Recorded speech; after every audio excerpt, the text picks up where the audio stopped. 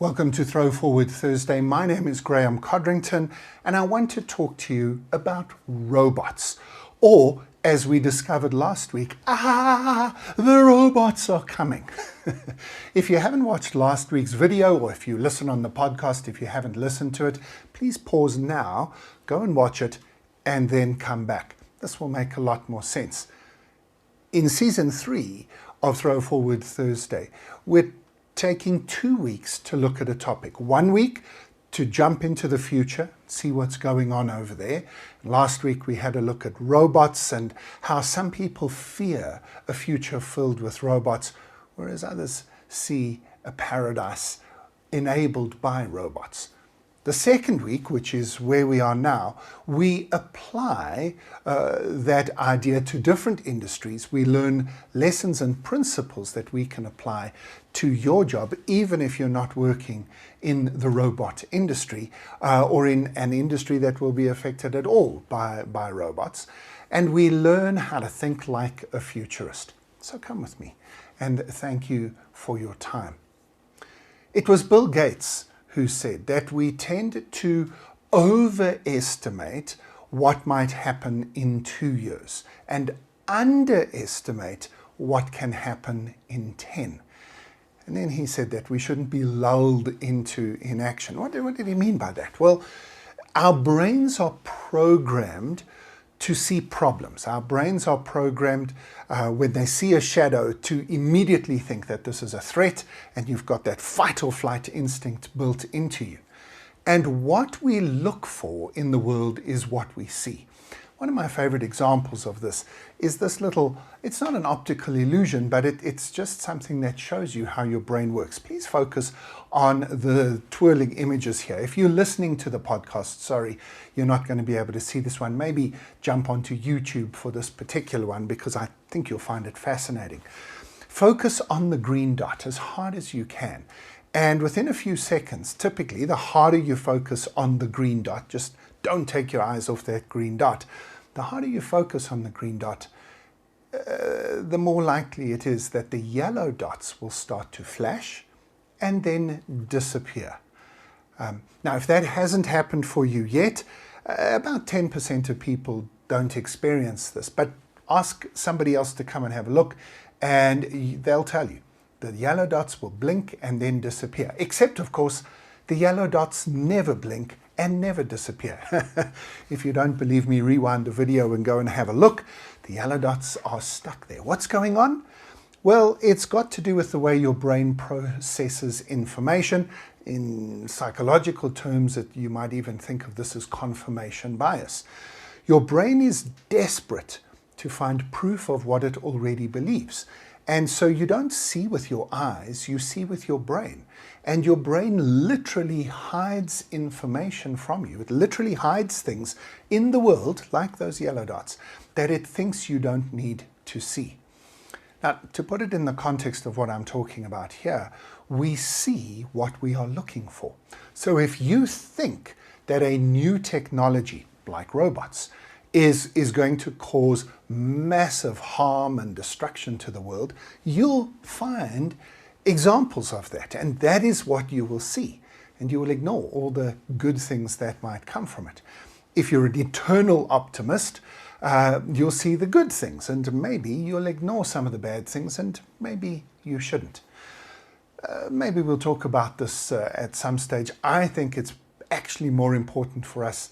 I think there's an urgent need for us to be more optimistic and opportunity focused in the world at the moment. But maybe we'll come back to that a little bit later. Obviously, what we're trying to do is find some form of middle ground where we're not overcome by the fear of what could go wrong, and we're not blinded by the paradise of what can go right, but somewhere in between. Now, Gartner's, the consulting firm, came up with something they called their hype cycle that explains what typically happens when new technology emerges. So now, let's go back to our theme of robots.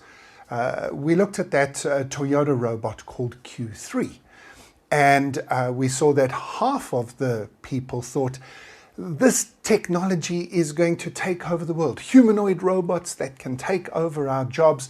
There's nothing left for us to do in the world now. The robots are coming, as we saw last week. And in the Gartner's hype cycle, you can see an example of this here. What happens is a new technology emerges and there's this massive hype, overinflating the expectations of what this technology can do in both good and bad ways. Just people thinking, wow, this technology is going to do amazing, wonderful, awesome, awful things. Then suddenly we realize, and suddenly the other voices become very loud to say, no, man, this technology is rubbish. It will never change anything. Look, it's not perfect. It's complete disaster, waste of time. Then you dip down to the bottom of the graph. Gartner a little bit overhyped themselves, and they called it the trough of disillusionment.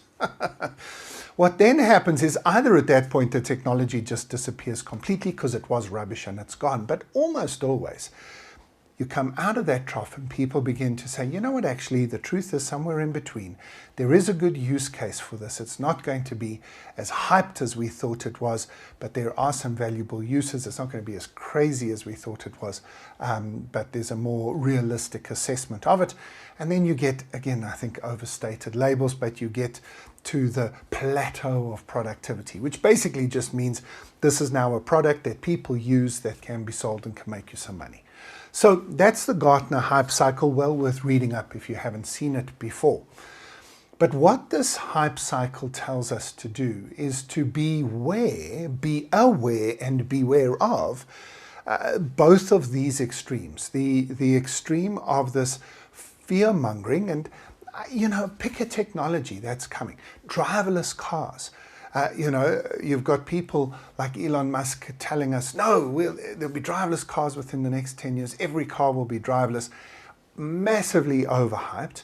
Then you get newspapers who are reporting on every single driverless car that has a crash, not reporting that when one driverless car has a crash, on that same day, 100,000 other cars had crashes with drivers in them.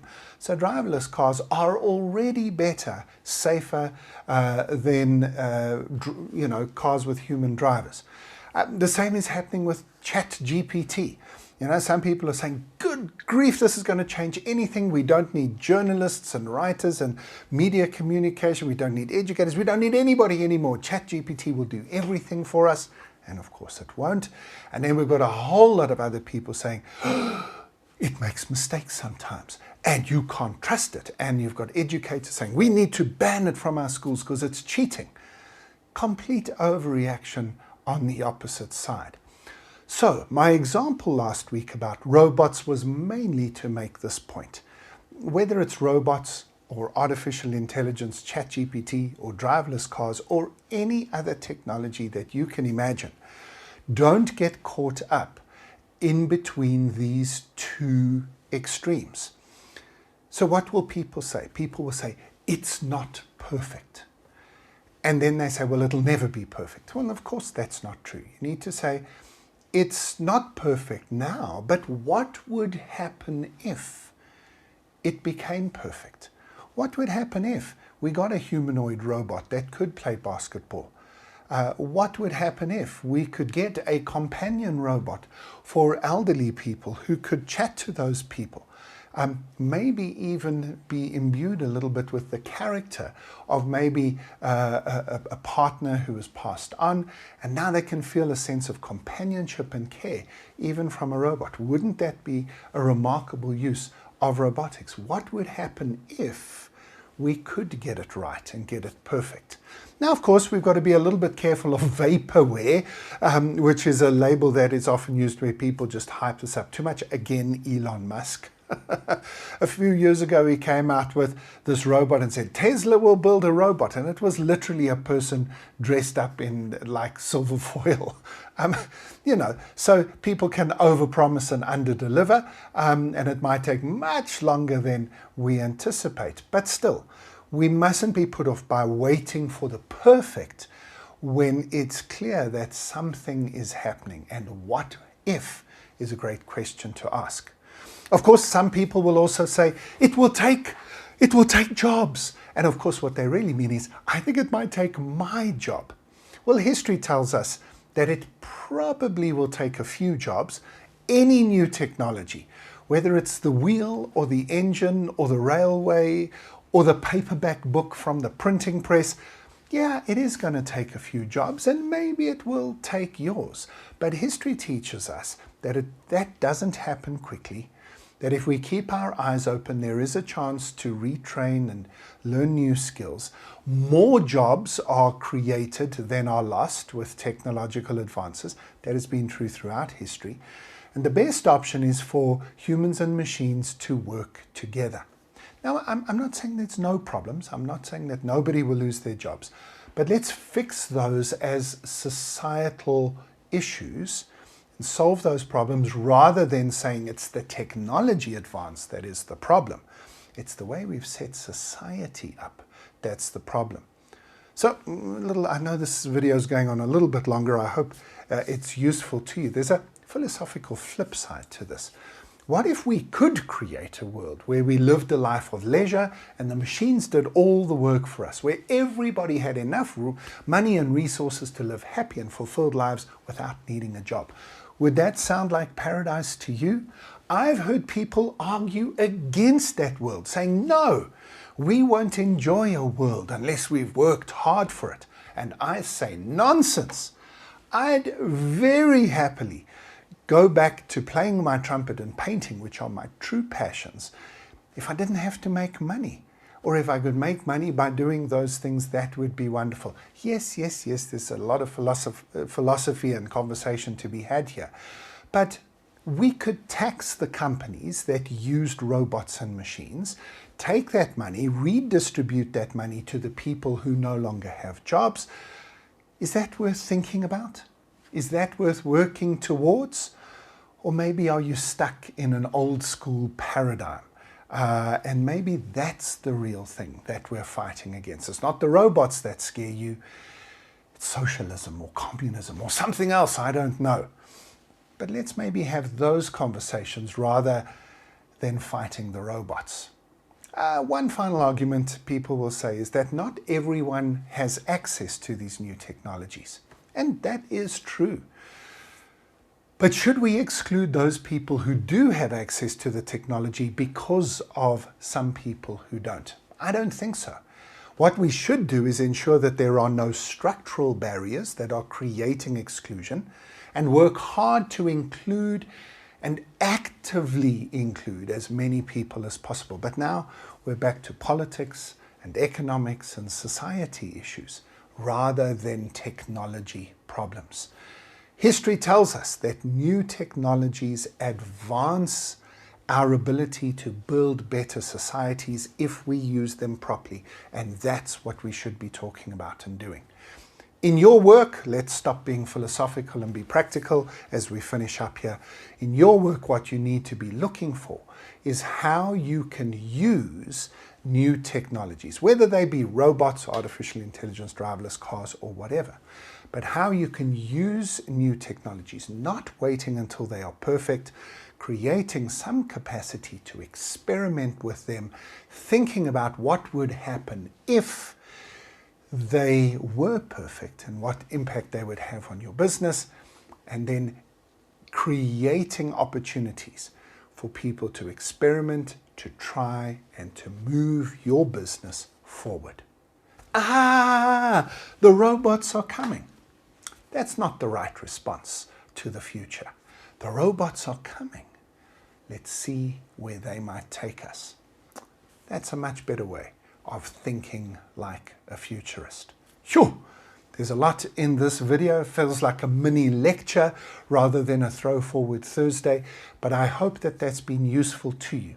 Maybe you need to watch the video again and have a look at things like the Gartner hype cycle to just understand some of what I've been talking about. But all the best as you and your team develop an ability to imagine what would happen if you allowed new technologies to change the way you do business, to change the way you think about your business, and to take you into the future. As always, if you'd like some assistance with this, make sure that you contact me and my team. The best way to do that is to go to this website, askaboutthefuture.com. You can leave me any question or get in touch via my website or any of my social channels. Let's talk about the future and see how we can help you to get there.